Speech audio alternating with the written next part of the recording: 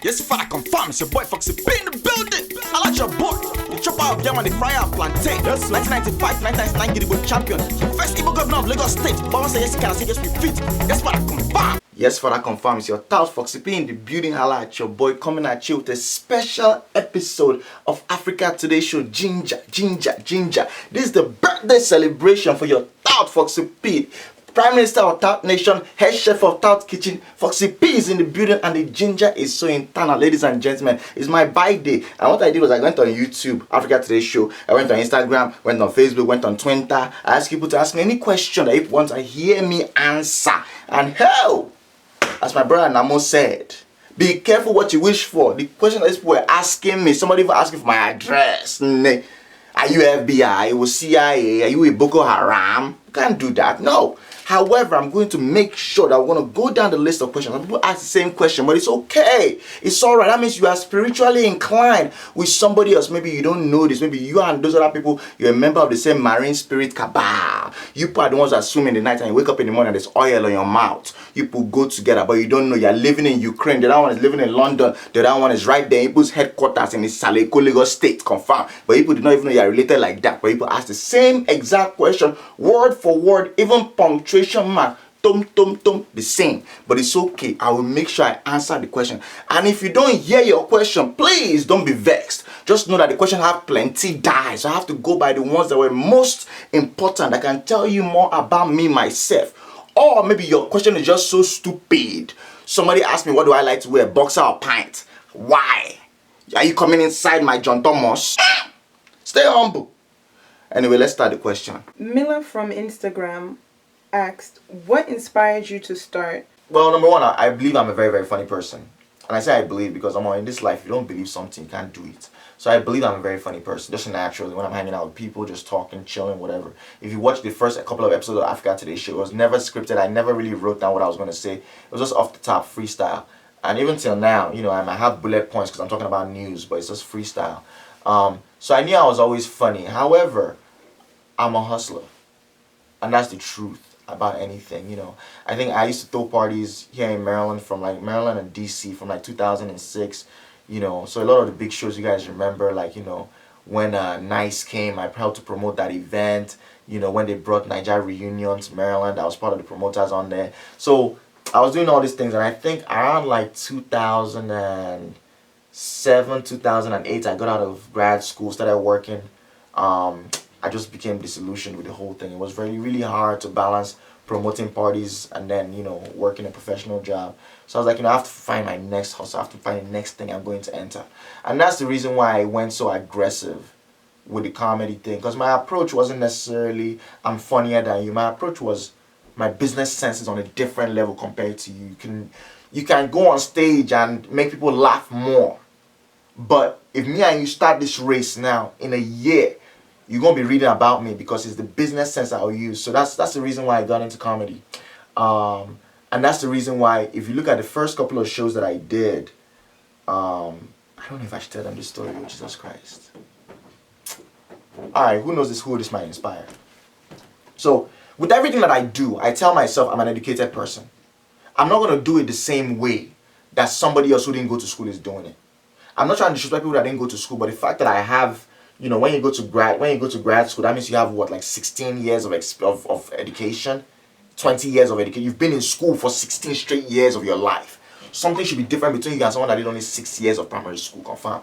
So my father always used to say, if you are frying akara and you went to school, make sure you are frying your akara in a different way. Somebody will be like, what are you going to do? Are you going to wear tie and fry your akara? Maybe that's it. But what he's trying to say is, maybe your advertising is going to be on Facebook. Maybe people will be seeing Google ad with your akara selling business. Maybe instead of just selling akara, you have Uber that will be selling akara to people. You're doing akara delivery. You're coming and frying akara on demand. Whereas that woman that's selling akara by the side of the street, that's her entire business. But you have distribution business where people are frying their akara. There's some people that are even sending the batter of their akara to, and they are frying their akara in Kano, in Kaduna. You are mailing your akara to London.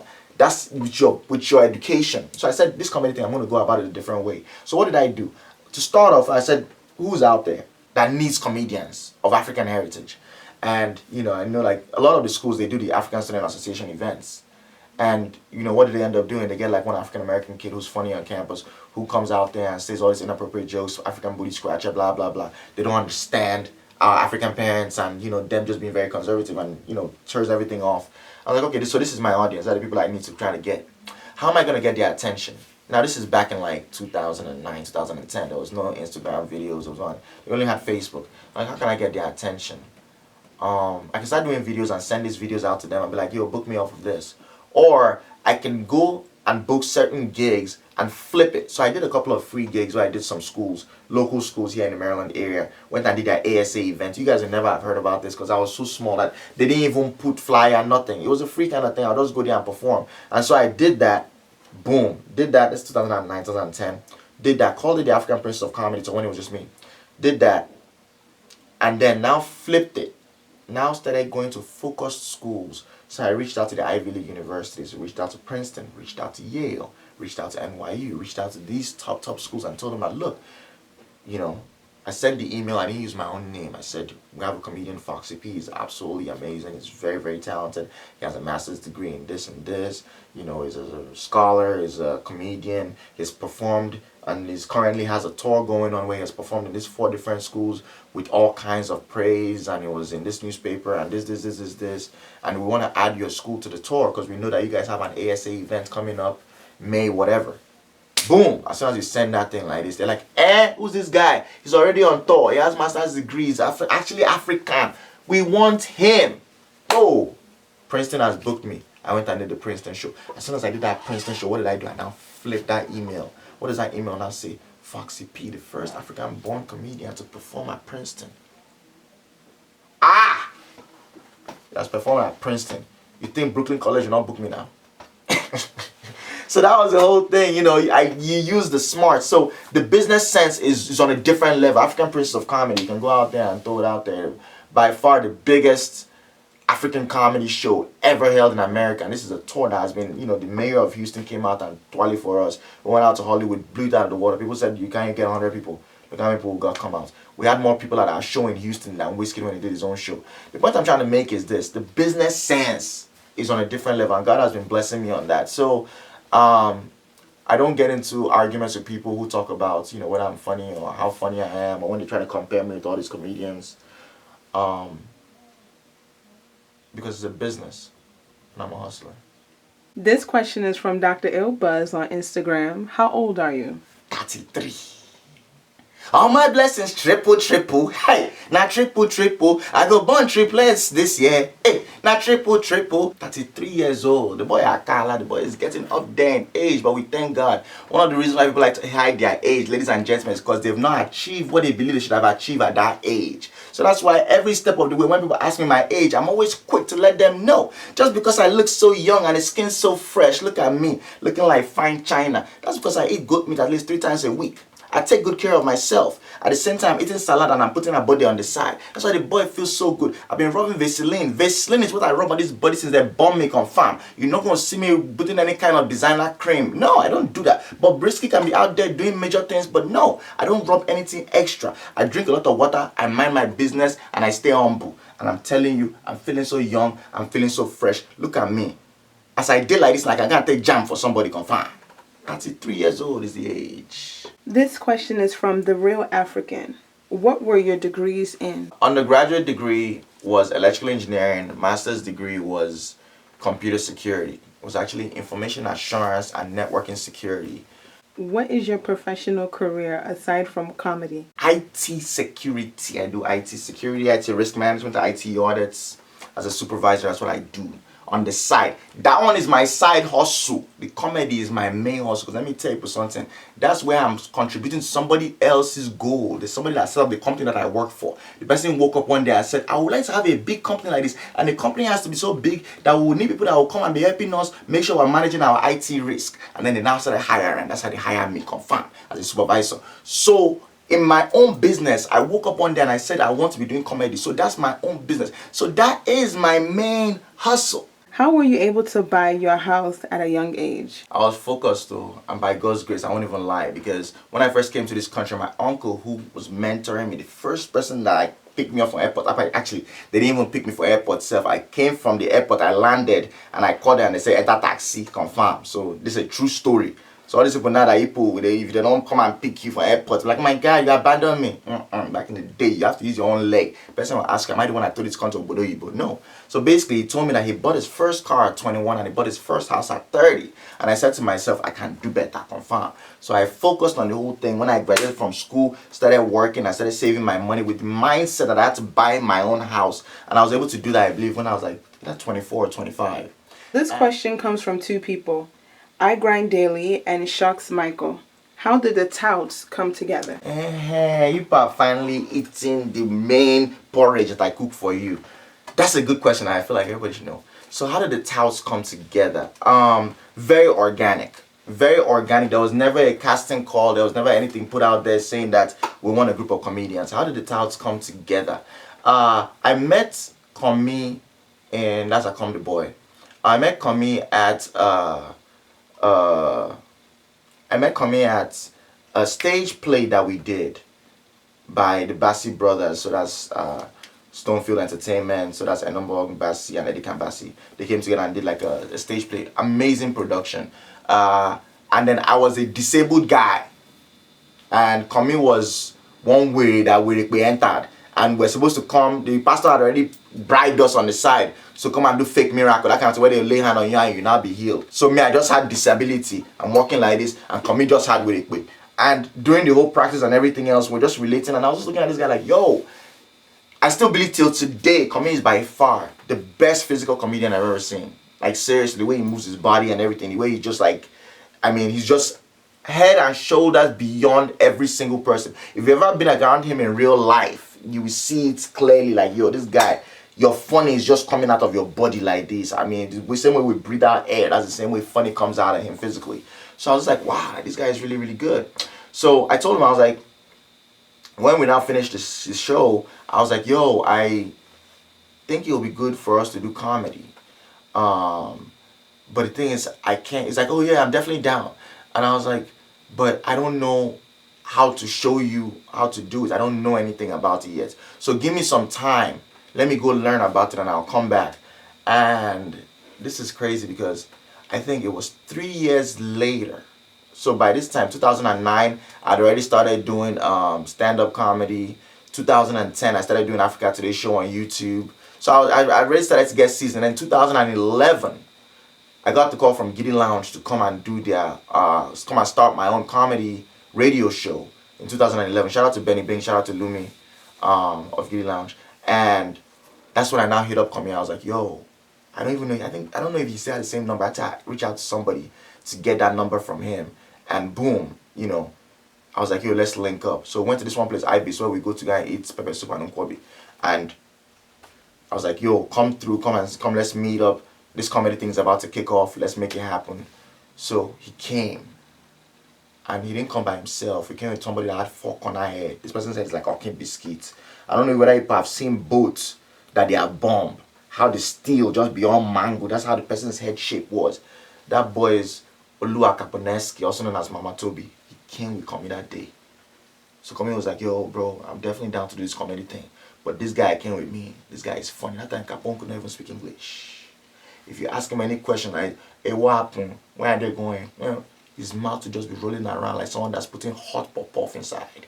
He did not even know how to carry himself. We had to buy him deodorant because his armpit used to smell. Not the two, only the right one. I don't know why. Maybe he used to soapy all the time. Who knows? Nobody know. But the right armpit just be oozing so bad. So we had to buy him deodorant for him to be rubbing there. You know. Till today, I don't know what happened. So whenever you see on Matobi, please ask him, why was your right armpit always smelling so bad in 2011? Confirm. So that was when he was like, yo, this guy is also funny too. I was like, all right, cool. The very next day, we started the Foxy P show on Giddy Lounge, and the rest is history. Then, I think that they said the entire touts, right? The 4th person that you guys know about is Chief Obi. I met Chief Obi through Komi. So that's another thing people don't understand. Komi was pretty much the one who used to like see talent and bring them to us. You know, he was on a different level. And that's the reason why we work together so well. He saw Chief Obi performing at the Morgan State University / UMBC, University of Maryland, Baltimore County, African Student Association show. That time Chief Obi was just young. You would see him skinny, see his length, see his neck. It'd be like something where we say, if you just use your hand like this, just whoop, you know, Adam Sapo go fuck or not. Skinny, hungry. Oh, you know, some people when you see them, you wondering how did they even give you visa? I believe that Chief Obi probably has somebody that went to go and standing for him, because there's no way those American people can see a pure refugee standing like someone that breeze can blow away and be like, you know what, yeah, we can let you go into that country. No, they just have to be afraid that this boy can go there and eat up all the whole food. These are the kind of people that when they go to Whole Foods, they'll be going around and be eating all the whole sample. It's like when they go to Walmart, they'll be eating all the grape, anything that's free food outside, confirm. So he was like, yo, I didn't go for that show. He went to the show and he was like, yo, he called me. He was like, I just saw this guy perform in the drama. You should come. I was like, yo, I don't think I can come to the show. He's like, just come to the after party. I'm like, alright, cool. After party is an easy thing. So I went to the after party. This is 2012. Went to the after party, and then he was now like, yo, this guy I want you to meet. Chief Obi now came. Chief Obi's hand was shaking, like leave that breeze is blowing. So I was like, yo, how you doing, man? Here's my card. Give me a call. I swear to God, for that much, I may not have even given him my contact. I look at Chief Obi today. That tells you about life. That tells you what life is. You know. So this was 2012, and Obi called me, and I think just to be sure, because everybody else I had signed, I'd been good with, but just to be sure, since he was somebody who did not organically come to us, it was just somebody who Kami saw somewhere performing. Kami and Capone used to play soccer all the time, so they knew themselves. So with him, I had to really like go see him do something. So I think Abiriba meeting, that summer they were doing like a meeting, and he was supposed to go perform, and he did stand-up comedy. I think it's still on YouTube. The first time I ever saw anybody do stand-up comedy in straight Igbo for 10 minutes straight Igbo, and I was like, alright, this boy's a real deal. And you know, that's how I signed Obi, and look at him today. Our next question is also from an Africa Today show viewer, Ihani Okezie, and he said, what happened with African comedians? And do you ever regret, even lightly, disbanding the crew to go solo? Oh wow, Ihani, that's my namesake. I appreciate you, brother. Disbanding, I'm gonna go from the back and come into it. Disbanding the show to go solo. That's a good thing I was doing this interview, because I think a lot of people don't understand how that whole thing happened. So it was never disbanded to go solo. I mean, this is not, you know, NSYNC. We're not trying to go out there and toast young girls. So the African comedians is a combination of two things, as people know it. You first had a management company that was managing comedians. So I was signed to it, Kami was signed to it, Obi was signed to it, and you know, Capone Mamatobi was signed to it. And I owned the company, so I pretty much signed all these people. So you have that from the management perspective, and you also have the touts, which is a group of like creative guys who came together as brothers. So that's more of like a family. So you have the business and you have the family. You can see the two things, right? So African comedians, what happened was with everybody that we signed. So you have to think about this, you know, and I really want people to understand. The combination of that family and business sometimes confuses people on the outside. We were never confused inside because we really understood how everything worked. But I think because the business came apart, people thought the family came apart too. That's not true. You know, like I said on Instagram when I put the post about, you know, people going their separate ways. You know, it wasn't because anything happened between us. Nobody claimed anybody's wife. Nobody cursed anybody's mother. Nobody stole anybody's money. You know all these things. If any of those three things happen, people have heard it by now. Linda Ikeji would have carried it. What's that useless to put out on Instagram? Insta blog Nigeria would have carried it. They would have just been loud in everything, you know. And the funny thing about life is only when money is involved that people actually do remember that you're an able man. But all the other times, it doesn't really matter. When you're borrowing them money, when you're taking care of them, it doesn't matter. But anyways, it never happened. There was never any money situation. So, you know, and then there's also the misconception because I announced it at the same time. It made it seem like everybody left African comedians at the same time. They didn't. Capone came out of the military, retired from the military, and decided like, hey, you know, I want to take my own future into my own hands. If I'm going to be going to grad school, if I'm going to be doing comedy full time, I need to really be in control of my future. And that's a man. You have to let the man do what the man wants to do. So I think in like July of 2014 July, that's when Capone said he wanted to do his own thing. Then around like August to September, Obi had a lot of buzz. You know, I think Obi had just done, I don't know if Obi had already done the song with Two-Face. But he had a lot of buzz. There's a lot of things that were happening in his own life. He was getting close to graduation. He started to look into like, yo, am I going to do comedy full time and stuff like that. So he wanted to test the waters by himself. And you know, when the buzz is crazy behind you, you know, you really want to be able to take your future into your own hands. And I'm happy that he did, because there's a possibility that if he was still African comedians, he may not have gotten this $1 million that he got from these guys. There's a possibility with, if he was still African comedians, he may not have gotten this thing he did with Jidenna. And I say that because we will not hold him back from doing any of these things. But when you have somebody else managing you, there's a possibility that, you know, when that phone call comes to the person, will not be like, so Jidenna, you want Obi to come? How much do you want to give him? Compared to Jidenna calling Obi direct, and Obi like, Jidenna, how far? What's going on now? Giving him that energy. You want me to come tomorrow? Okay, no P, I'm already on the plane. Business, I might be talking about money. But for him, he's talking about person. And when you have that personal connection, doors can open. So I'm just using that one just to give people an idea. Because the management is there to make sure that you're taken care of as an artist or as a comedian or whatever. Whereas from that personal interaction, you yourself can even go further. So Obi decided, I think in like August, you know, went back and forth a little bit, but he did a wonderful thing for me though. He promised to still do African Prince of Comedy New York, and he did that, and I appreciate him for that as a brother. So he did that for us. Then October 26th, and I remember that date very, very clearly. Kami told me that he wanted to leave. And I think for him, I think everybody here just had their own thing that, you know, these two guys had already left. He was the only one left in there. And he really wanted to push. And now, you know, Akom the Boy went crazy. I think he has a track that he did with Whiskey that's supposed to be on his next album. So it's beautiful things that happened with them. And I'm so happy, you know, that they were able to go out there and achieve these things. Because in reality, you know, management is not like brotherhood, like a family, where it's like until we die. No, management is like school. You go through your school, whether you're in secondary school, go through those 6 years. You tell the teacher bye-bye, teacher tell you bye-bye. It's not with vex, not with anything. You know, I'll use the example that my brother raises fish. You know, he has a fish farm. Second largest fish farm in Enugu. Go and buy fish from my brother, Heme Bob on Instagram. HEMEBOB. Buy fish from him. So he has a fish farm. And he told me, it's like there's different stages of this fish business that different people pluck into. There's people that like to eat ready-made fish. What do? They go to somewhere, a canteen where they are selling fish pepper soup. Man, give me that pepper soup fish. They give them that fish, it's already fried, it's already inside pepper soup, it's already steamed. They eat it like that. Boom. There's some people that like fingerling. Fingerling is after the egg has hatched. It's still so small. Then there's some people that like to buy the fish when the fish has swelled up inside your tank. So they buy it from you and harvest your fish and go and sell it to somebody that wants fish to go and put inside their house. What do they call that person? Yeah, ledger. So there's different stage of fish. There's when it's an egg, to when it's a fingerling, to when it has grew a little bit, it's a little bit mature, it's kind of like a mid-size, and then you now have the big fish, and then you have the fish that's already inside pot. Me, I prefer to get the fingerling. Some people prefer to get that fish inside pot.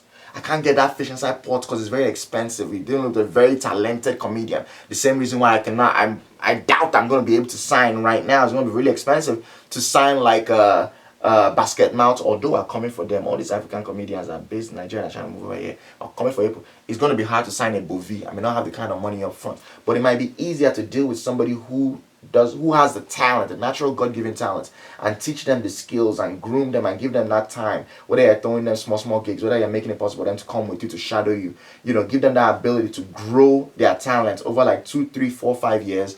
And then when they get to that point where they are ready to fly, you energize them, give them the ginger, and help them move forward. And that's why I'm so proud. Chief Obi was able to do his own show, his own comedy show. He was able to do that in Valentine's. Capone, we just went to Toronto to go do his own show, his own comedy show. For me, I look at it that if all I did ever was to equip these young men and show them a way to use their talents to make money, I'm super successful. If you want to say top 10 African comedians in the world, less than 30 years old, and 3 of my comedians are in there, I must be good at what I do.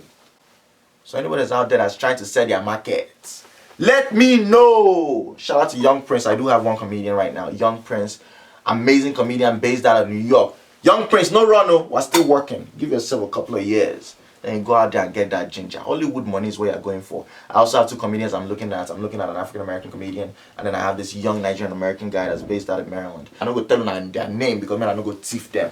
Excellent, talented people, confirm. I want Liberian and that's in New York. But we're going to work. It's going to be beautiful. The ginger is always in Tana, confirm. Next question is from our Africa Today show viewer, Mangtube.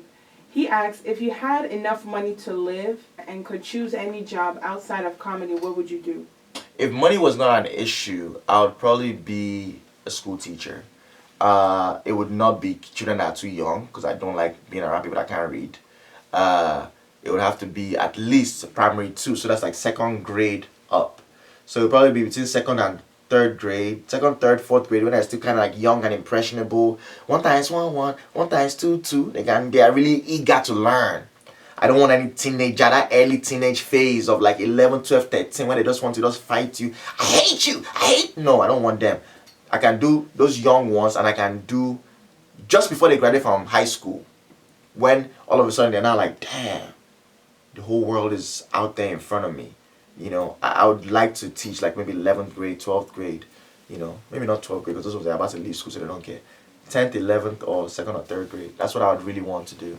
Or just be like a youth counselor. I feel like that was really my job on earth. Like if you see everything that I do from a business perspective, it's always mentoring. Whether it's the African comedians and the comedians I sign, whether it's the African princes of comedy and the comedians I work with, whether it's me just trying to like raise the profile of like an art form. I said African comedy, we have to take it to that next level. We started doing the African Prince of Comedy show, and boom, you now have Shengo Prime and Papa K. They have a show coming up, or the Jolly Brothers are doing their show in Houston this Saturday.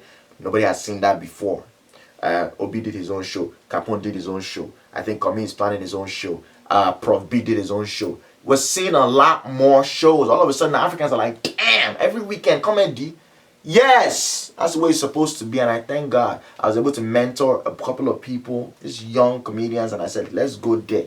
Hopefully, Kapasinko, I beg, Ghana All-Star Comedy Show, man, Clifford Owusu, E-Baby, Kelvin, I did on a neck, Mr. Coco Yam, I'm on you people's neck. People have to go ahead and do that show. African Ape, you have to knock something out. Well, what boys, come on now, let's go. Let's keep this thing moving. The ginger has to be internal inside of your soul to be able to go to the next level. So that's my goal in life, mentoring. If money was not an issue, that's what I would do. Just be a youth counselor or a school teacher. This next question is from Mohammed Bangura on Facebook. What was the most difficult situation you found yourself in your adolescent days, whether in Nigeria or in the US? Ooh, that's a good question. Most difficult situation I ever found myself. I was in University of Lagos, Akoka, staying in Njoku Hall. Shout out to the Njoku boys. Shout out to the Sons. And basically, I had a situation one time. This was where UTC used to be, right down at the Norogonso. I don't know if UTC is still there. Leventis was there before the UTC now came. But what used to happen is at night, they used to have like this, it was like a parking lot that was like circular. And people would like sit there, people are selling suya, people are selling, hot drink and everything. And one of my boys just hammered, this is back when we used to sell bed space. I think we just hammered, I can probably say this now because, statute of limitation has already passed. We used to sell bed space, but it wasn't real bed space, it was illegal bed space. So what we would do is like we'll go on campus and before school starts, we'll just go. That time things were so easy and so straightforward. Anybody who has a bed space means that in the dormitory, if it's a 4-man room, each person has their own space. So that's considered a bed space. And a lot of people are big boys. They're like, oh, I'm staying in the BQ, or they're commuting. Or maybe it's a young lady that her parents have money, so she has a nice apartment off campus, or she has a sugar daddy and a aristo that's taking care of her. So she doesn't need the bed space. So she'll collect it from the school and now sell it, or use agents to sell it so somebody can come in between. Back then, I think Shoulder in the Hall, they sell it for like 8,000 for one bed space. More and Me was like 20K back then. Queen Amina, all those ones maybe like 9 or so. And Njoku was kind of more expensive. Jaja was really expensive. That's why big boys wanted to be. So back then, what you would do is you find someone that wants to sell a bed space, you be the agent and you go and sell it for them to somebody else who wants to go and live in that room. And when school now starts, the 4 people who want to stay there will now come and sleep in that room, and they're the ones that are in that room. But what we did was we started this whole racket, and I can talk about it now because it was so far in the past. And if anybody's out there and one of the people that I sold this bed space to, I beg, when I know vex, hit me up. That your money, I'll give it back to you. I swear to God. We didn't use that money for anything besides just to be chasing women and just to be eating nkwobi and drinking beer. That's it. That money just entered the mouth. Confirmed. That was it. So we did more in me. back then it was really easy. You would come up to the hall, and right in front of the hall, this is before school starts, so you see all the different rooms, and you see all the people that each room is assigned to. So 4 people per room, 6 people per room, however the rooms are set up. So what we used to do, because my dad had a computer company back then, I would come and I would look at the list, and I would see the names of people. And if you have a bed space, you actually have an official document that University of Lagos gives you that says your name and which room you're assigned to, and a stamp. And that's what you now take and give to the agents that will now sell it to somebody else. So because my dad had a computer company and I was pretty good with computers, I'll take the names, and I had that original slip, and I was able to create like blank ones, and I'll put the names of people that are in that room. So maybe like those 4 people, I'll create 4 of those. And my uncle, bro, Job, used to do stamps, so I just had him do that stamp for me, quick money. So we'll stamp it. Now let me tell you about fake documents. The only thing that's fake about a fake document is that what's on the document is not real. But when you're making a fake document, you have to make sure that the entire document itself is real. What do I mean? Shebi's paper. I'm using the same font that they use when they write that thing. It's a typewriter kind of font, electronic typewriter. Doing the same thing. Then that stamp, my uncle made a real stamp. So it's not someone that drew it. He made a real stamp. That's the exact same stamp as what they have in Boss's office or wherever it is that's in charge of housing. So when we now stamp it, boom, boys now take it, stand in front of Miami, and now started selling rooms. So this is like each bed space is 20,000. If you want the whole room, can give it to you for 60,000. Selling the whole room. So by that day we hammered like 2 rooms. So we sold 2 rooms full of bed spaces, made almost like 160,000. So boom, we went to go and celebrate now. So we're out there, we're chilling, you know, drinking. People that are smoking igbo, you know, everybody's indulging. People they chop suya. That's when you're eating suya, you go to chop the beef. When the money is plenty like that, the beef will tie. You say, okay, don't you have chicken suya there? Aboki, bring chicken suya, come. You know, bring chicken and chips, come. Bring nkwabi. And there's not even fridge in the room. Oh. You're just eating everything, destruction. Go chop, belly go tear, like drinking beer, everything. So we're doing all of that, enjoying ourselves. When it was now time to go back, we came with Okada. This Okada that we usually used to come to that place. We said, no, money day, man. Taxi, drop. Back to campus. We entered that thing, it's around like 2 in the morning. We're heading back to campus. As we came under that Adenorogun, that bridge, I don't know, is this shit that's there or so? Under that bridge, as we came up to that bridge, so the next bridge is Masha, and the next bridge on the left is Stadium. When we came under that bridge, I think it's Shita. Boom! Police just stopped us. Where are they come from? So we just go. And then we say, okay, we're done. So where people heading now? They say we're going to Unilag. Unilag. Why are you going to Unilag? Oh, we're students. That's where we stay. Oh, you are students. These 4 boys, you are students. Okay, no problem. Taxi driver, please come out of the car. Stay there. All of you should stay right there. Now got on his radio. Super. Superintendent. Yes, sir. Yeah, we have caught the arm robbers.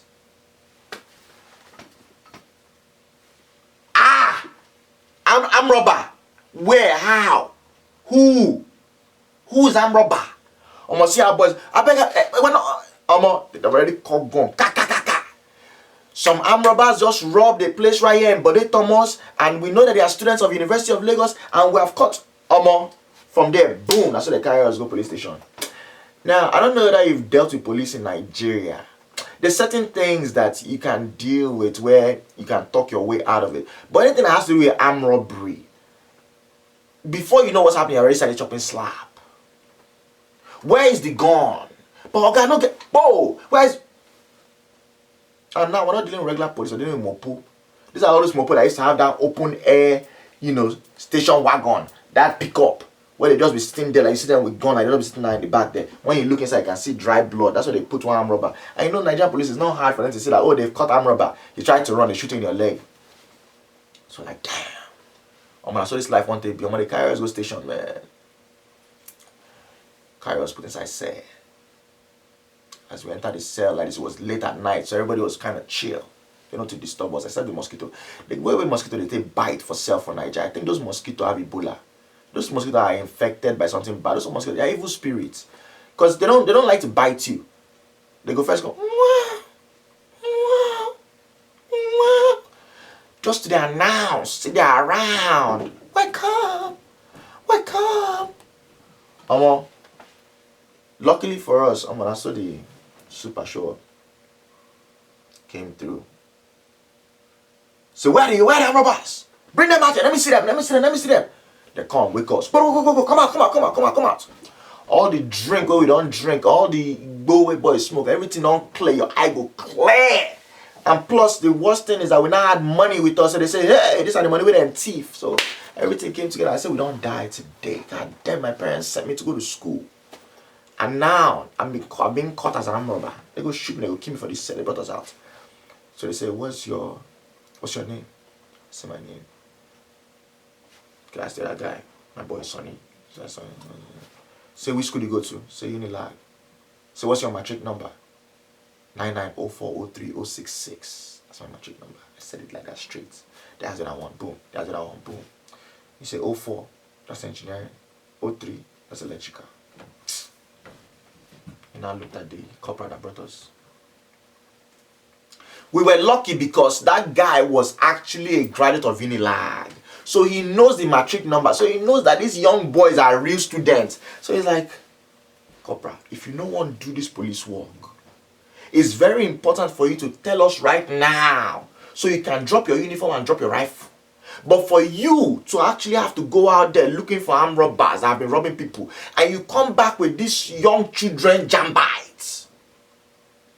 Corporal. All units, I want you to know that they have not been caught. They have not been caught. The robbers are still out there. They are still robbing. And I need to save us. As that guy come out, we still chop slap again, though. When I want to show that no book, go, they can't release us. As they release us, and so my boy Sonny told me when you go collect money.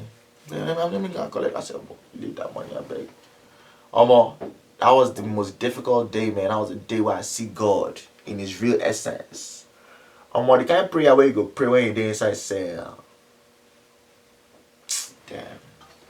Nigeria is a terrible place, man. But we thank God. Next question is from Incredible Manji. Is your mom really Okonjo Iweala? That's my mother. That's my spiritual mother. My mother in the Lord.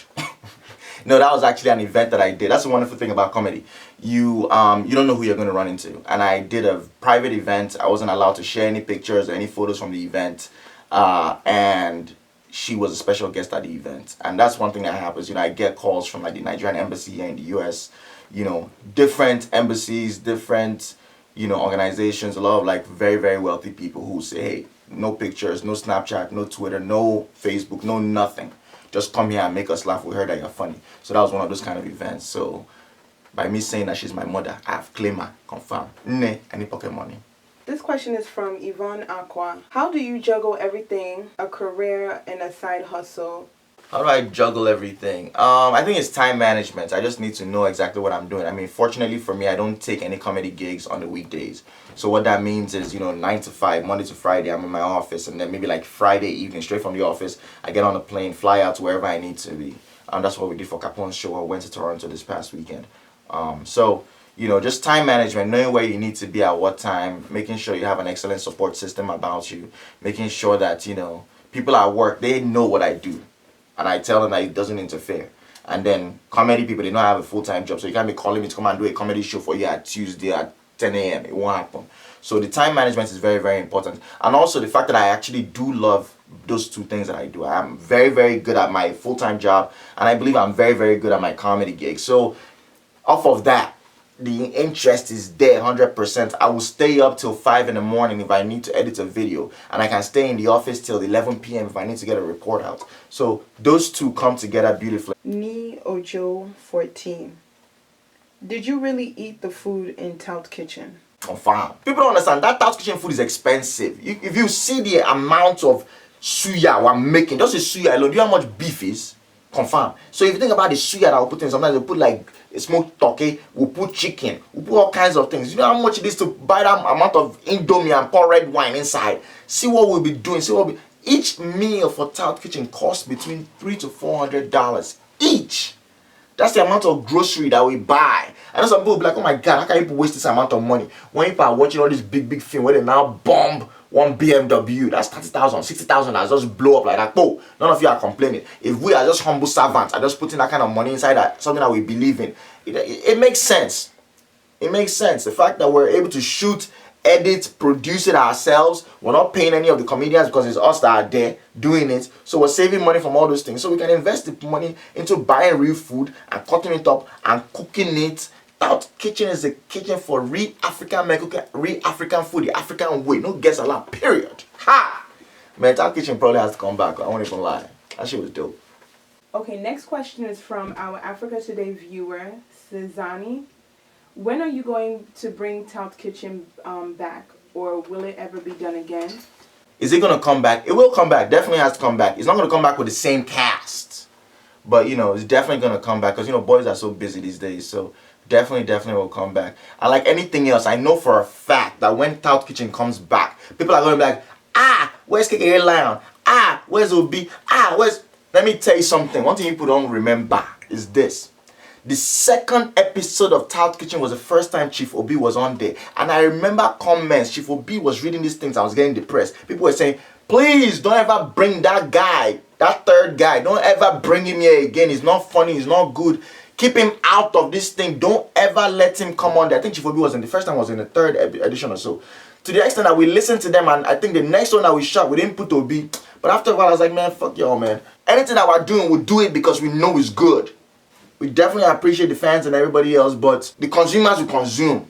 The next question is from an Africa Today show viewer, Adeolu Adetola. He asks, I am an entrepreneur comedian inspired by you and other greats. I am being asked to MC a Nigerian movie screening made by a friend of mine. I am super nervous, so what tips do you have for an amateur like me? We're going to dissect what you're going to do. You're going for a film screening that's being organized by your friend. Your friend booked you and you're nervous. So that's three things. So let's first deal with it's a film screening. Find out about this film. Find out about who's coming. You know, go on Wikipedia. Do your research on the special guests. You know, find out who is the big fish in that room. That's the most important thing when it comes to private events. Find out who is the biggest fish in that room. Is this something that Kanayo is coming for? And he's the biggest star that's going to be there. Is it Ramsey Noah that's the biggest star? Is it Tonto Dike that's the biggest star? Find out who the biggest star is and write at least 3 jokes about them where you just tear them. That is one of the paths to success when it comes to a private event. Find out, and I tell people all the time, I've done events. I did an event when I did Nigerian embassy. They were like, oh, whatever you do, please don't speak directly to the ambassador. You might as well not book me now. Because the ambassador is the one who's running the show. If he doesn't laugh, everybody else is just going to be caged. So what you have to do is ask the person that now floor. Go come. When you go there, like, oh, God, we're done now. It's your hair like this. Now, wow. You're still babbing punk in 2017. Look at you. Bad guy. Something. Play with the...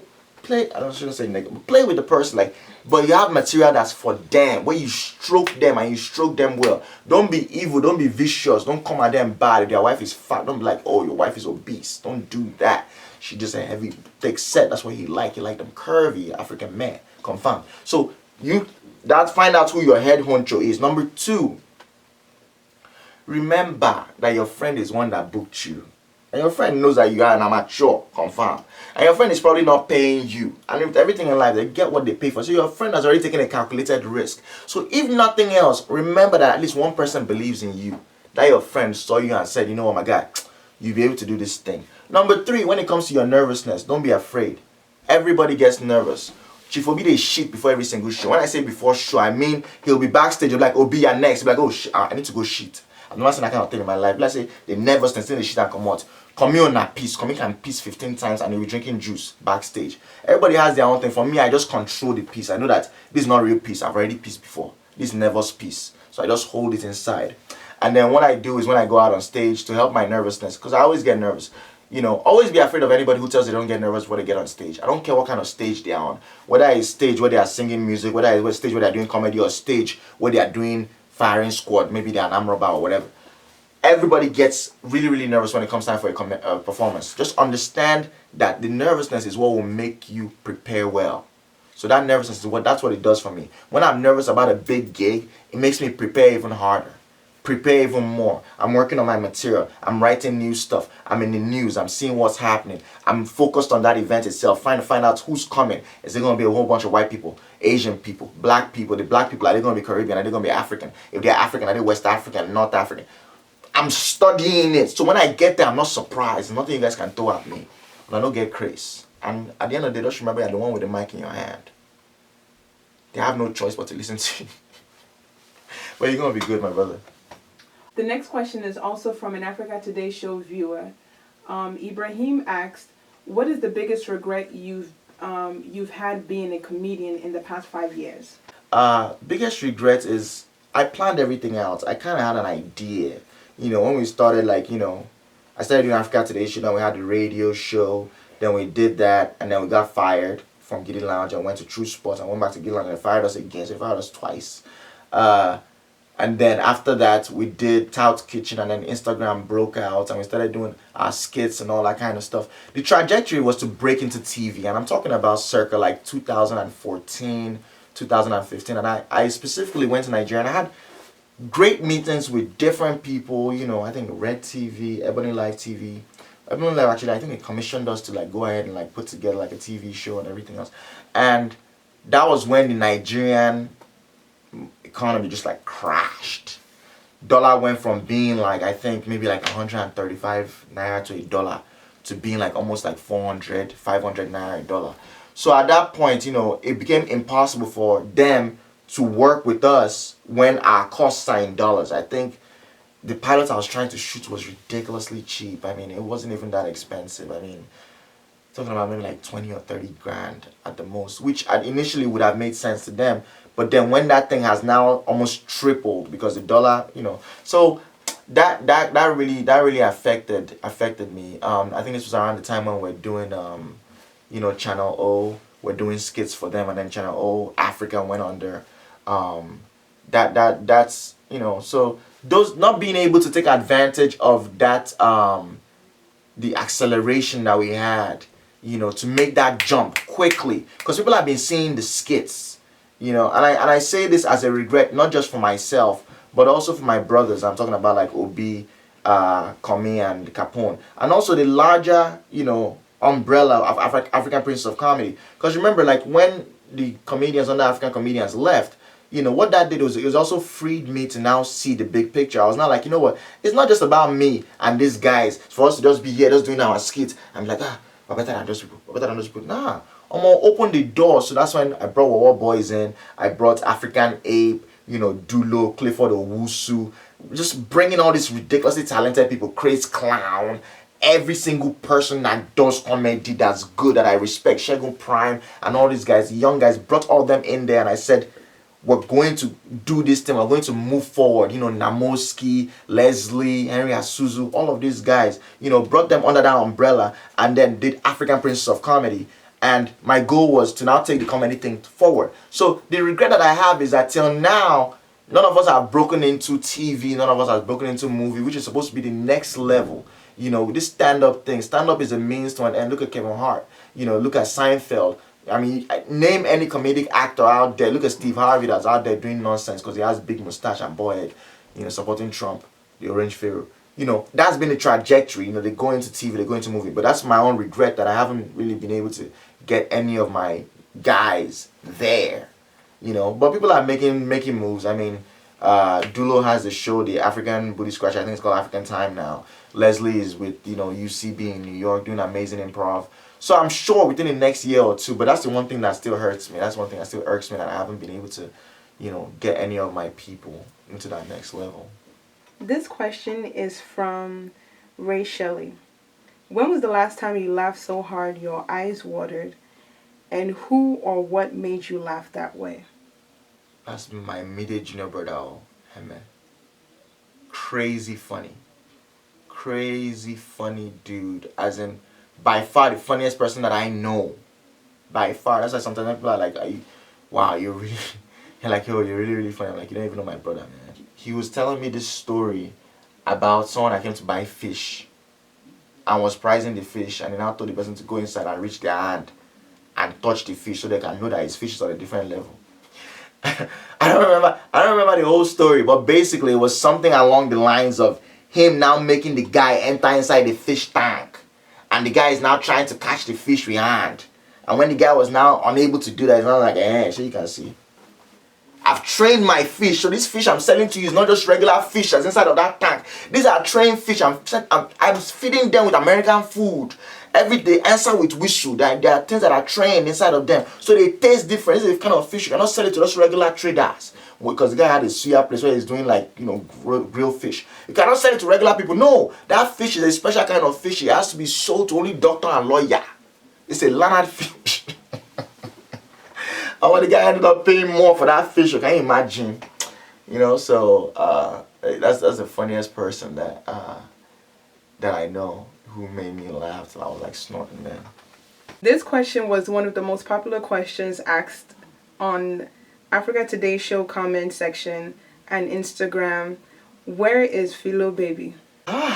Philo Baby, number one baby of all the babies in Alabeke, number one harlot. Man, Philo went on maternity leave initially, and after a while she was like, you look at and like this pregnancy is not even for myself. She just come out by herself. How did she come out it? She didn't come out it like she goes for abortion. No. She just come out it by herself. She just put it. She just decided like, you know what? This guy that I've been deceiving for 6 months that I'm pregnant and I'm tired. So she just come out it, just put it on the side. Philo Baby, that's a very good question. I haven't done any Philo skits since probably December of last year. So that's like almost 6 months now. And the reason I haven't done any Philo skits is because my family were going through something internally. My father is sick, and it was really hard for us, when we first heard. He's here with me now, so that's why you guys have been seeing a lot of Snapchat stuff with my parents. That's the reason why they came to America for treatment. My dad had stage 4 cancer, and this doctor said it was inoperable. They've not seen anything this extreme or this advanced and all that kind of stuff. So being the first son, there's a lot of responsibilities and all that kind of stuff. So besides the responsibilities, creativity is something that's supposed to flow out of you. You're never supposed to force it. And I found myself in a space where I was still able to create. I was still able to write skits for Philo. But I would literally put on the costume and I couldn't be Philo. Because something so traumatic was happening to me inside that blocked me from being able to just like channel that energy. And it's one of those things that you never really think about the fact that our parents are human beings and there might be a time when they will leave us.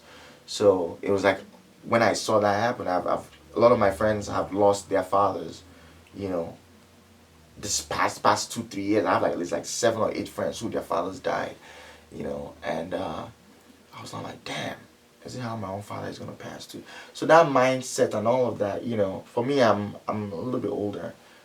My youngest brother, Henna, who he's really, really young, and just to see him dealing with it as well, it was very traumatic for me. And off of that, I said, I can't do Philo. So that's why I haven't done any Philo.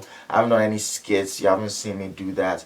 I haven't even done any African Princess of Comedy. Usually by now would have done Houston. Usually by now would have squeezed in maybe like a nice show in a different city, maybe like a Chicago or something like that. But I haven't done anything because I just couldn't get myself to really put my energy into that because the mind is all fucked up. But I'm happy to say that he's responding to treatment. Is going through chemo. I think he just had his 4th episode of chemo, and that's why in the video you can see him being more lively. Now he's actually fighting us and arguing with us. 3 days ago he called me a useless son, so he's recovering. So we thank God for that, and hopefully as things go by, I definitely promise you guys this one is not even maybe not, because even he was not telling me like, yo, you need to start doing your comedy things more. And so Africa Today show I've been doing now. That was an outlet for me. That was like my own therapy, just like letting stuff out. So I was able to do Africa Today show. I was doing more stand-up. If you notice, I've been doing a lot of stand-up gigs because I had to just go out there and tell people shit that I'm going through. But I'm not telling them exactly what it is, but I'm channeling that energy and just letting it out. So, but this summer, definitely amazing things are going to happen. Philo is going to come back. Fast Finger Tricks is going to come back. It's going to be wild. Town's Kitchen is going to come back. I'm not just giving promises. Anybody that knows me knows that for me, my hustle is on a different level. Nobody's ever going to outwork me. Nobody's ever going to stay later. Nobody's ever going to edit longer than me. So these things are definitely going to happen. We also have a big show coming up in Canada. We just went to Toronto, but it's going to be nuts. Announcement is coming up this Friday. And then I have a big show coming up in New York that I'm planning for October 1st. It's going to be crazy. So, but anyways, that's the reason why you guys haven't seen Highlights. But it's going to be back, definitely. Okay, next question is from our Africa Today show viewer. He had many questions, but I figured this would be an appropriate question to ask now.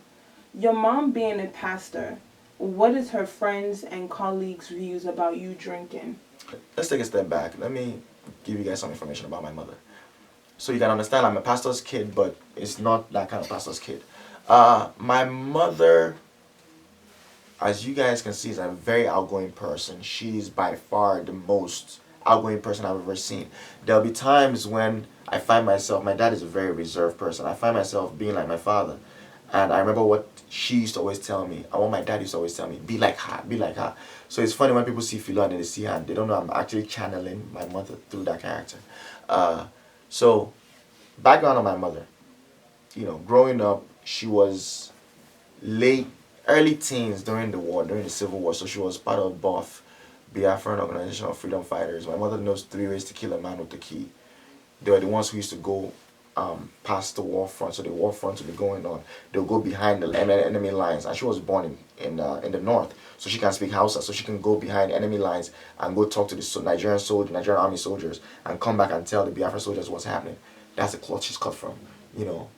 My mom used to be a real heavy drinker. I've never seen my dad finish a bottle of beer before. But I remember when we were young, go to a wedding. My mom would drink 5 bottles of big stouts. She didn't really drink big stout unless we were winning something. Star was her thing. That's what she called it. She drank 5 bottles of Star. That's the big fucking bottles. And my dad would just bring more beer for my wife. He said their first date, he bought her gin and tonic. But he didn't drink anything. So, what I'm trying to make is that drinking in my family is a very different thing. She also comes from the restaurant business. She runs her own restaurants in Lagos. Her father owned a whole bunch of hotels in the north and in Port Harcourt. So, drinking is not terrible. Now, if you're going to corner and you're drinking and coming outside and acting, that's a different thing altogether. But it's a very social thing for us. I never have to hide my drinking because it's not out of hand. And, there'll be certain times when I come back from work and I'm just really, really stressed out, and she'll bring food and a bottle of beer and put it in front of me. So it doesn't really change anything. Now, of course, that she's a woman of the cloth, she doesn't really drink anymore. So, and I'm sure if her colleagues saw me, they might want to say something, but I doubt that they would because I'm a grown man. So it's never really an issue. Okay, next question is from Kunle from our Africa Today show viewers. What advice do you have for someone struggling with their faith? I think you mentioned in one episode, but can you go in more detail about your own relationship with God over the years? That's a good question. So for me, born into the Methodist Church, shout out to Follower Bank Memorial Methodist Church, Ginger FBMMC Ikatesu Lyric confirm.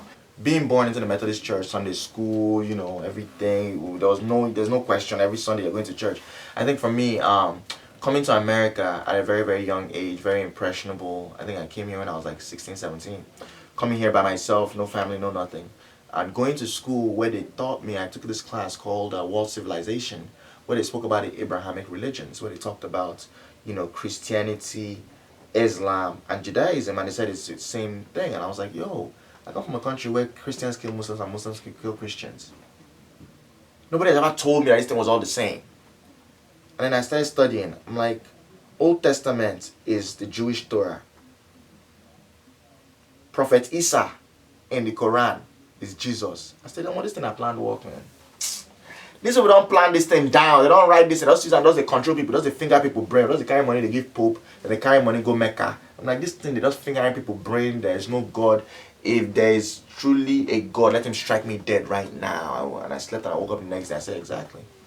So I spent about 4 to 5 years of my life totally agnostic. No prayers, no nothing. I enter exam like this. People close their eyes, pray. I'm like, you might as well pray to your pencil because that's not going to help you. So I had all of that. And the amazing thing about faith is it's either going to come to you or you're going to chase after it. The point I'm trying to make is like, you think about the Bible, think about Saul that became Paul. He came to him, he was arrested by faith. Or you run to it where things will now be so tough. Like you want to find pastor to pray for you. And I think for me it was a mixture of both, a combination of both of them. Where, I had someone come into my life who was who believed in God so much, but allowed me to do me and influenced me from that through love. That was an amazing thing, just being able to experience that. And then being able to find out for myself, and then you now start to understand that your life and your own life. If you really carry anything for head, Christian, Muslim, pagan, agnostic, atheist, whatever, at the end of the day you go die. So what do you want for your life? How do you want your life to be? And then I found out that my life was actually better when I started to believe that there was one above me. I was created for a reason, and I'm here to fulfill his purpose in my life. And that was it. But besides that, man, boys still they drink, boys still behaving like touts. A lot of things that we're doing that God knows we like, but you understand. So the next question is from an Instagram follower, LolaB_girl. Are you happy with where you are in your life right now? LolaB girl. Oh, I won't lie to you, man. I am ecstatic at where I am right now in my life. Because you have to understand that I'm just so blessed, so fortunate. When you look at where we're from, when you look at the people that we left behind, one of the things that saddens me till today is, when I go back to Nigeria and I'm looking for my childhood friends, I don't have to ask people like, oh, where in the state now? Or where in address? Or you don't move. No, I just go to their parents' house and they are there. Because that's just the situation. So for me to be doing this to you on camera, where you guys actually care enough to actually listen to me, and I'm actually sitting in my own house, I'm about to go upstairs and eat my own food, pluck meat from a cow that I harvested. That's God now. So for me, I'm ecstatic. It wasn't supposed to be like this, There's really no reasons. Is it all the nonsense that we did in Unilag when boys enter bush? Is it all the, nights where we say police carry boys, for Naija? Is it all the times where we say people they fight, or say trick this person, but to trick this person, now do this one down?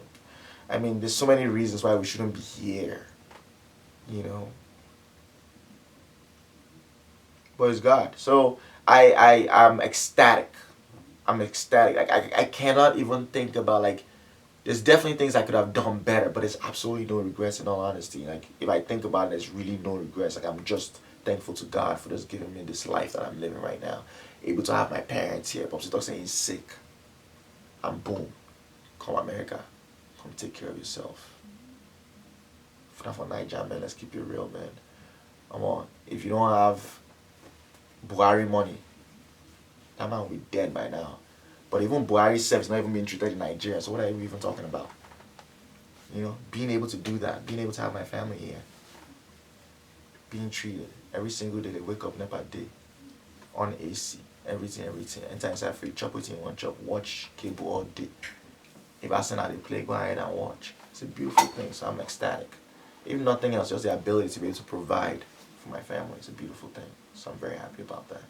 This question is from an Instagram follower, Ama B. Where do you see yourself in 3 years? This might be a good place to say this. So there's going to be a shift, and when I say that shift, it's an expansion, and it's not going to be like Shea Moisture that started with black people and then now seem like it does diverted. There's going to be an expansion. We started the African Princess of Comedy tour, and one thing I noticed from going to these different cities is we're still taking these African comedians and we're taking them and displaying them to African people, which there's nothing wrong with that. But if you understand the fact that maybe Africans and people who identify as Africans might be 3 million in America. In America, we have 360 million. So that means I have only 1% of the population who are actually coming out to these shows. And if you look at the fact that our age bracket of people that we cater to is between like 15 to like 40, that now cuts it. So pretty much you're catering to almost like, I think I did the math recently when I cut it down based on age, based on people who are married and single and everything else, and just to say this is our demographic, and it came to like 0.062% of the population are the people that were actually hitting with the African Princess of Comedy tour, which is insane for us to be doing radio promo, doing things on the internet, doing Facebook ads. Each of these shows are ridiculously expensive with no sponsorship, no nothing. We're spending almost like 30,000-40,000 a show. So if you're doing all of that only to take these African comedians to go and show them to African people, you're not doing the right thing. The idea should be to take these African comedians and display their talents to the world. The same way when Femi Kuti comes to do a show in America. Him, unlike all these other guys that come and do shows where they're using African promoters, him is going there, mainstream. So that's why we go to Femi Kuti show and we see only 10% black people, 90% Oyibo. That's the idea. If I really want the best for these comedians, I have to be able to take them and blow it up. Where I open this show to everybody and be like, yo, everybody needs to come. So that means the branding has to change. That means the lineup has to change. Where my comedians are still going to be on it, but we're going to be using better ideas to get out there. So we have everything planned out, and that's a 2-year plan that I'm on right now to really take the African Princess of Comedy tour and just blow that shit out to like the Princess of Comedy tour and just let that thing be crazy. And people will see it happen. You know, so for me, that's the main thing. And of course, like, you know, the whole TV and movie production. I have a script that I'm working on. So that one should be like, you know, I'm thinking by next year, you know, definitely get that one going. And then TV, that one has always been something that we definitely want to do and we have to do. So for me, 3 years time, you know, you guys will definitely see that movie, you definitely see the TV show, and you just see the tour just explode. And don't forget the ladies too. I'm coming for you. Not coming for you to come and press people's breast though. Coming for you like women comedian. It's very important to include. Because if you look at it, 80% of people that come to comedy shows are women. What will not happen if you put women on tour? It's going to entertain women. But I don't think my idea. Next question is from another Instagram follower, Leziga. When will the touts do a skit together? We always do skits, which is very, very funny. Whenever we go on tour, whether it's African Princess of Comedy tour or Obi's show or Capone show, we do have skits that we all do together. But because of the traveling and scheduling, so before, and nothing that people don't know, during the time when we're doing all those Instagram skits, I was doing comedy full time. So by me doing comedy full time, that means I didn't have a full time job. And all these other boys are just pure touts.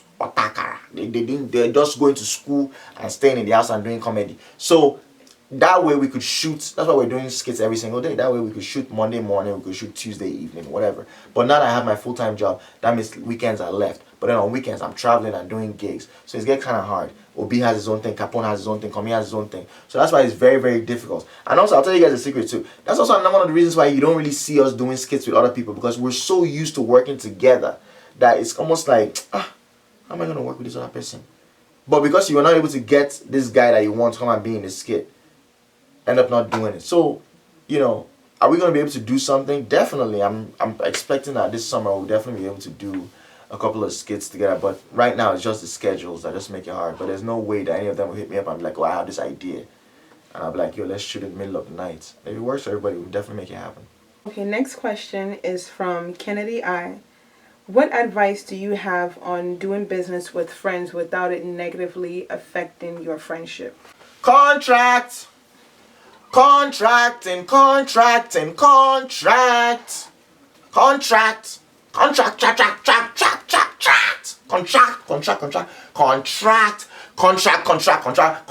Let them sign, let their father sign, let their mother sign, let their auntie sign, let their dog that is their neighbor's house sign. Every single person contract, and make sure that everybody's putting up their own amount of money, straight cash. If you are going into business, you want to go and buy something. When you want to start a business, you know, a supermarket business, you are putting up 100,000 for that business, $100,000, 50-50 profit sharing. Give me your $50,000, put inside bank account. Even if all you need to start a business that first day is 10K, let that 100,000 be there. But when people put their money down, look at how their humility will change. Confirm. They say if you want to know real friends, I don't believe in not doing business with friends. I'll tell you guys this also. A friend I don't do business with is a wasted friend to me. I'm just looking at them like, why are you even my friend? You know? I truly believe that a lot of people that I interact with are people who offer the same business ideas, you know, same goal to become better, not just as young African men, but just as human beings. You know, we came together. So I would rather make a friend a business partner. I would rather make a friend a business partner than make a business partner a friend. If that makes sense. Next question is from Amabi on Instagram. Any plans to relocate back to Nigeria? Right now, no. I think a combination of factors. I think just the fact that I'm relatively well established here. I do have family that's in Nigeria. Of course, my parents still live in Nigeria, and then my middle brother still lives in Nigeria.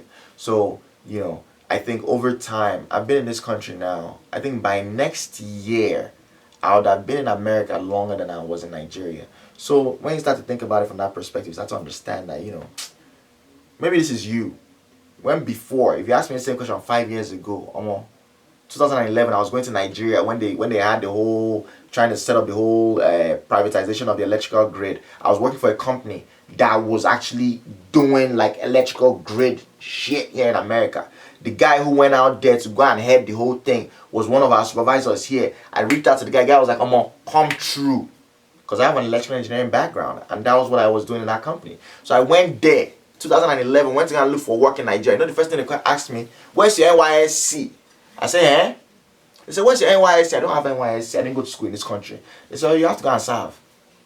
I said, oh, I don't understand. They said, go and serve. Go for 1 year and then come out and you can come and see if we can give you a job. I said, go punish you. And that was the reason. I was just like, nah, man, I can't do NYSC for nothing. I want me to come and do NYSC, but at the same time, people are hiring all these Oyibo people that barely have associate degree, 2-year college, just because they come out there and say, oh, I'm an engineer. But they're saying it from their nose. Oh, I'm an engineer. Okay. But when you see Nigerian as well qualified, they won't employ you. I was like, man, you guys be okay, Jerry. NYSC for what? Like, I don't have 1 year of my life to waste. This my life is not given to me. I can be crossing the road and I'm going to jam me and I'm going to do NYSC for a whole year. Not that I'm disrespecting anybody that's doing NYSC. It's a good thing. But where I was in my own life at that point in time, it didn't make sense for me to spend a whole year working at NYSC. I couldn't do it. So I was like, nah. So the point I'm trying to make is right now, I think, remember when we were young and they'll be like, oh, I have an uncle in London. I have an uncle in America. And when people come to visit, they'll stay in that person's house. My dad's health has proven to me that maybe this is going to be me. Maybe I'm going to be the one in America. However, I make sure I go to Nigeria at least twice a year. I'm very, very, very, very, very inside things that are going on in Nigeria. I go to my village meeting on the regular. I go to Nigeria. I invest in Nigeria. Whether it's to buy property, whether it's to help people with schools, whether it's help. Not people school fees over they pay for Nigeria. You know? So, I'm not going to be forgotten. And I'll never turn my back on Nigeria. Which is why people see me wearing this ring, the African ring. See the tattoo on my sleeve. Nigeria. Anywhere I go, to the core. Never forget where you're from, or somebody will remind you. Okay, so we have 3 more questions. One question from Ogie's Place on Instagram. Would you have been a better president than PMB? I think right now, looking at how things are when Nigeria doesn't have president, this war would have been a better president. This ring would have been a better president. This bow tie, if you put this bow tie in Aso Rock, the bow tie will be a better president than our president because we don't have presidents. So yes, I definitely believe between me, a yellow fever that's directing traffic, and a Boy Scout, we can rule Nigeria better than that man has ruled Nigeria. Nigeria being ruled, I don't even know. When you have your economy just destroy, dollar go from 100 and something to 500 and something in how many years? You can see Trump. What do you do? Anything and play golf. Everybody's loud in mouth. Imagine Nigeria day just letting everything just dabaru, just blaskata. What can the diaspora do to create change on a micro level in Nigeria? Besides Mexico and I believe Brazil, Nigeria is one of the top countries that receives Western Union money transfer, as in like cash in hand, where people outside the country send billions per annum. If Nigerians stop using Western Union today, Western Union will come and knock and be like, is everything all right? That's the amount of money that's being sent in. When I say being sent, I'm talking about people, human beings, individuals, people like you and I who live here in the diaspora. We send to our family members back home. At the same time, our educational system is in shambles. People aren't necessarily being able to go to school. When they do go to school, they're not getting the right education. Teachers are not being paid. All that kind of stuff. Point I'm trying to make is this. We're sending that money to people. We're giving a man fish. But what happens when you teach him how to fish? What happens if we switch the way we're sending this our money to our people? A country that has unemployment rate of, what would you say? They say unemployment rate in Nigeria is like 20-30%. I believe it's maybe like 80%. Because most of the people I know don't have jobs. They do their own thing. Oh, I'm a caterer. Oh, I make small chops for weddings. They're on their hustle quite alright. They are employed quite alright. But that's a hustle. They did try to get a job and they were not able to because there were no jobs available to them.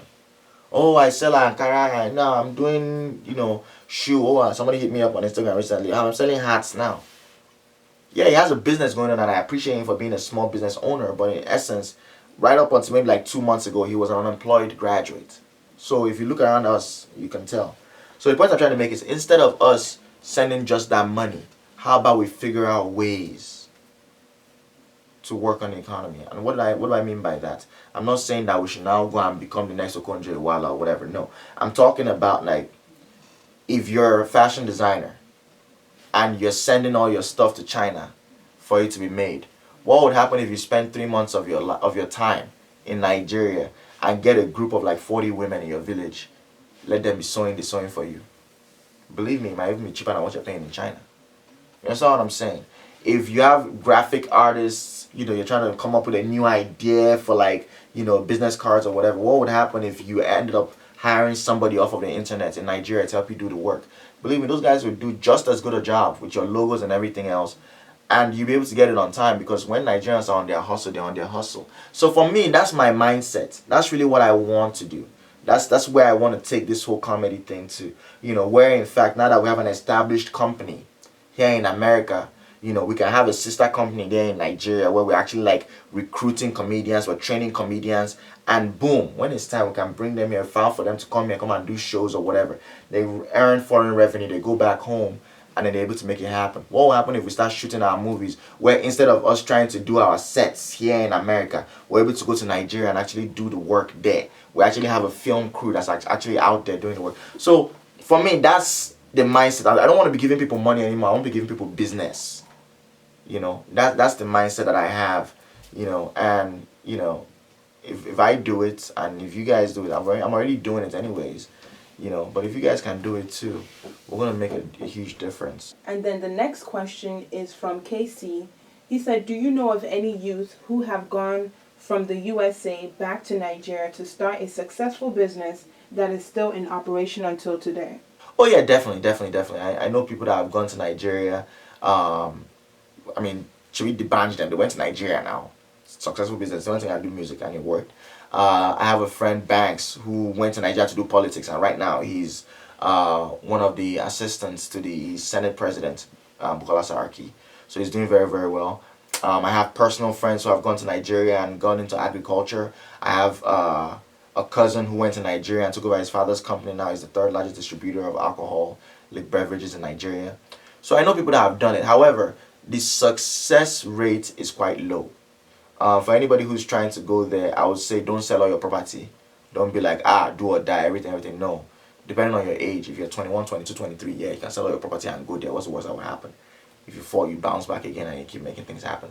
But if you're a little bit older, if you're married, you have kids, make sure you have the savings, make sure your wife has a good job, make sure that everything is okay, where the house can function here in America without you before you jump into that. Don't take everything. Don't turn your picking from being in private school to not having to go to public school because your father made a bad investment. Don't do that. Be smart about what you're doing. And it's definitely very, very possible for you to go back to Nigeria. Don't forget, Nigeria is our home. I'm telling you, one of the most beautiful things about being in Nigeria, I tell people all the time, there's a part of this world where if I stand, nobody can tell me, Oga, move. There's no way in America where I can stand. I don't care what color my passport is. Police will still come and be like, move. If I don't pay my mortgage in this house, we're going to have to evict you. But there's a part of Nigeria, whether it's Isukwato local government area of Abia State, where they lay Lano Maelo, where they buried my grandmother. When I was born in Lagos, my grandmother asked them to send. This is something that we do in my own culture. It's not all Igbo people, because I know Igbo people are going to comment now. But they will take the placenta of the child and bury it in the ground in the village. They said, that is your anchor. That is where you are from. They buried my own. I know exactly where they buried it. That's a place that I can stand. And nobody will ever push me away and say, dress.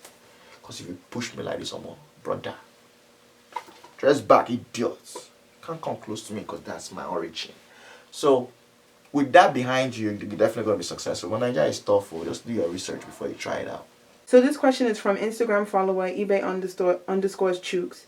What is your biggest regret since coming to the US? For me, the regret is, having come here at such a young age. I think I was like 16 at the time. Coming here so young. You're leaving your family, you're leaving your friends, you're leaving them at a time when, you might think at that point you're grown, but you're actually coming here by yourself. So coming here so early, exposed me to different things. Coming here really early, being by yourself, having to spend, one of the reasons why I don't really care that much about birthdays, and I really appreciate you guys for asking me this question on my birthday, is because I spent birthdays by myself. Maybe my mom might call me and that would be the only call. I spent a lot of Christmases by myself, which I don't pay attention to Christmas anymore. Spent a lot of Christmases by myself. I remember spending my first New Year's Eve by myself, crying myself to sleep, as a child, like a baby. So dealing with that, dealing with depression, dealing with that feeling of, because you're by yourself, being away from seeing your younger ones grow, my youngest brother, when I left Nigeria, I think Henna was, how old would Henna have been? Maybe like 5, 6, 7. He's a baby. He doesn't have any recollection of me like living in the house. So leaving them at that point, now you're watching them grow. Thank God for the internet. Now there's Facebook and all these things. They can get phone calls and all that kind of stuff. But you're not seeing all of that. You're not seeing people grow. Your friends back home are entering university, getting jobs and stuff like that. And you feel yourself growing apart from them. I didn't come to America when there was Facebook. I came to America when there was nothing. I mean, internet was dial-up when I came to America. So at that time, I couldn't even communicate with those my boys. People were still going to cyber cafe, and they would not have to pay, and they'd be watching minutes to be able to send me one email. So I can't even send them any pictures. So growing apart from friends, growing apart from family, sometimes my parents look at me and they're like, "We almost don't remember you," and I'm like, "Yeah, you're absolutely right. I'm a completely different person because I grew up into my adulthood away from them." So that's my only regret, being away from my parents, from my family, from my friends. I have a lot of people I grew up with back in the day, and I thank God for Instagram, thank God for Facebook. If it wasn't for that, I won't be able to interact with them because I've been gone for so long without really keeping touch, And so that's a huge part. So from a mental health side of things, definitely regret that. Definitely thank God for protecting me. I have a lot of friends who have gone into like all kinds of crazy stuff, all kinds of crazy addictions off of just dealing with that loneliness and dealing with that depression. And just the interaction, just being away from my family has made me become somebody who they don't know. I'm almost a stranger to them. Every time they come to visit, it's like we have to reintroduce each other. So that's why I thank God for this opportunity that we're actually like spending like living in like 6 months now. So during this time we'll fight, we'll argue, we'll go back and forth. But when they're only here for like 2-3 weeks, you can just pretend to be who they want you to be. But now they get to see the real you, and you get to see the real them, and then you have to like connect the dots. And so it's really challenging. So that's the part. We have another question. Last but never the least, Mohammed Bangura from Facebook. What kept you motivated to stay focused when you were an undergrad?